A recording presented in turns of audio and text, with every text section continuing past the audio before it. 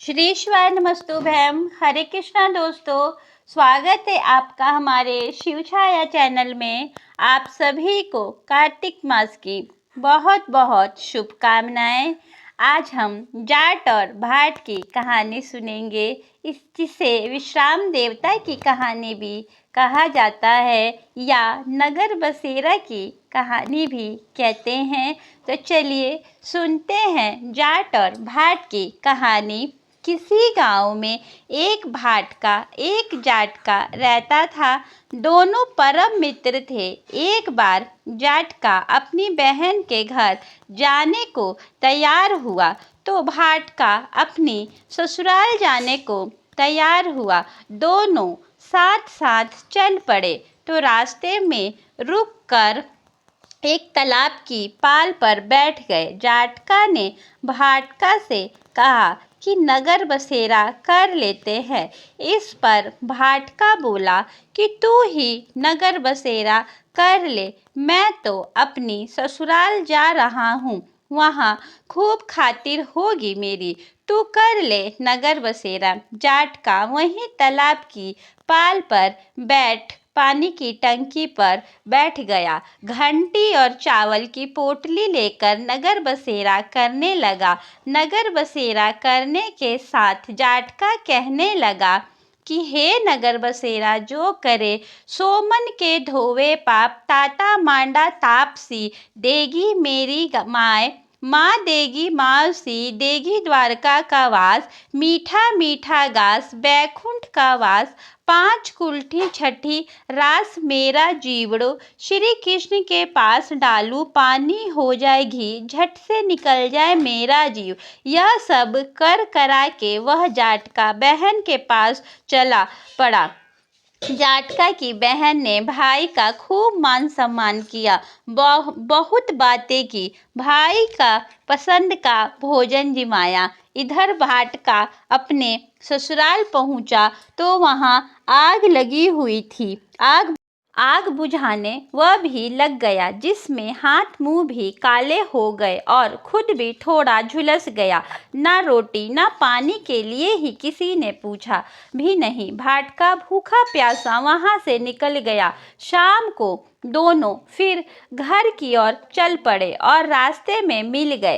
एक दूसरे का हाल पूछा। भाटका बोला कि मेरे ससुराल में तो आग लगी हुई थी, आग बुझाते मैं खुद काला हो गया हूँ, ना रोटी मिली ना पानी। जाटका बोला कि मेरी तो बहुत खातिर हुई। फिर बोला कि मैंने कहा था ना कि नगर बसेरा कर ले, अब कर ले। लेकिन भाटका ने फिर मना कर दिया।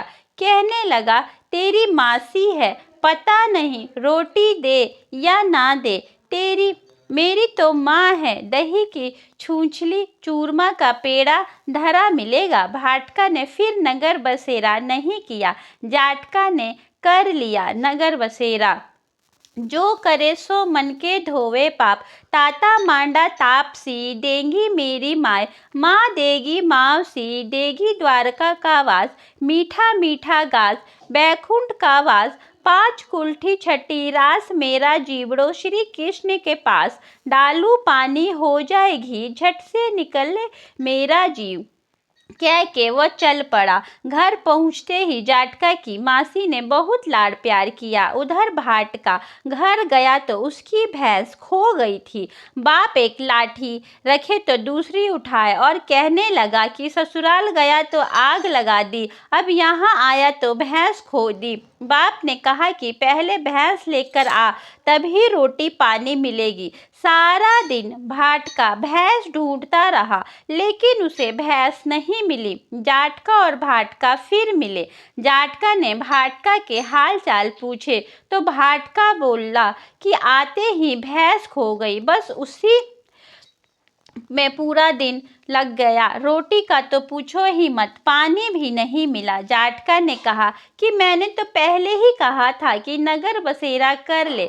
जाटका की बात सुनकर भाटका बोला कि तेरे नगर बसेरा में इतनी ताकत है तो चल अब कर लेते हैं। दोनों ने बैठकर नगर बसेरा किया। नगर बसेरा जो करे सो मन के धोवे पाप। ताता मांडा तापसी देगी मेरी माए।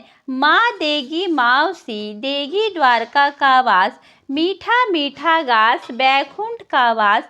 पाँच कुल्ठी छठी रास मेरा जीवड़ो। श्री कृष्ण के पास डालू पानी हो जाए घी। झट से निकल जाए मेरा जीव। दोनों के नगर बसेरा करने पर भाटका जैसे ही आगे बढ़ा तो उसकी खोई हुई भैंस उसे मिल गई, जिसे लेकर घर पहुंचा। घर पहुंचते ही माँ ने कहा कि लड़के के आते ही घर से निकाल दिया, सारे दिन से भूखा प्यासा भटक रहा है। यह कहकर उसकी माँ ने उसको खूब खिलाया पिलाया और ससुराल से संदेशा आ गया। उसकी ससुराल में बहुत आव भगत हुई। अपनी पत्नी को लेकर घर आ गया। भाटका प्रसन्न हो गया। भाटका ने सारे नगर में ढिंढोरा पिटवाया गया कि कार्तिक में सब कोई अपने पीहर या सासरे आते जाते नगर बसेरा करे। जैसे भाट को नगर बसेरा करने का फल मिला, वैसे ही हर किसी को मिले। हे कार्तिक महाराज, सब पे अपना आशीर्वाद बनाए रखिएगा। दोस्तों, अगर आपको वीडियो अच्छी लगे तो कमेंट और शेयर अवश्य करिएगा। श्री शिवाय नमस्तुभ्यम।